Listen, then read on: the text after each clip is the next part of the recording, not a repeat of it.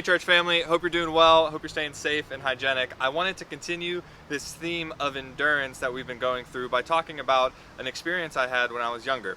When I was going into my sophomore year of high school, I was supposed to be the varsity goalie of our soccer team. But to become part of the varsity team, I had to run a mile under 7 minutes. Now, I am not built for running for a long period of time, and so I hustled and bustled to the point of making that mile. Under 7 minutes, I made it at 6 minutes and 59 seconds. Now, I know you're probably applauding me right now, but I want you to know that I lost my position because I didn't finish well. In this theme of endurance, I wanted to focus on this idea of keeping our eyes on Jesus. Keeping our eyes on Jesus. The author of Hebrews shares in Hebrews 11 a list of heroes in the faith like Moses, Abraham, Rahab, Joshua, a bunch of people like that.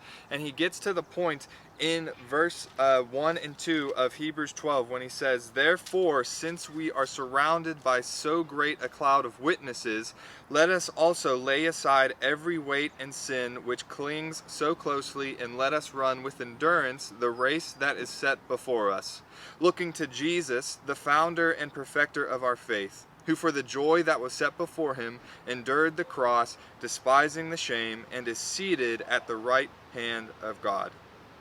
In this season of prolonged isolation and quarantine, many of us are tired. Many of us are just focused on the circumstances of what's going around us, that our eyes have been taken off of Jesus. And I want to share with you that if we want to endure this season of hardship for discipline and to grow in godliness, we have to keep our eyes on Jesus. I have a couple of friends who do marathons, and I asked them, and one of them said that her main goal is to keep the end in sight, keep the end on her mind. And for us as Christians and as believers, our end is Jesus. Jesus is the one who is the author and perfecter of our faith. He initiated it and he completed it in what he's done. And so he is our model in how we should live our lives, in how we should endure in this season of hardship.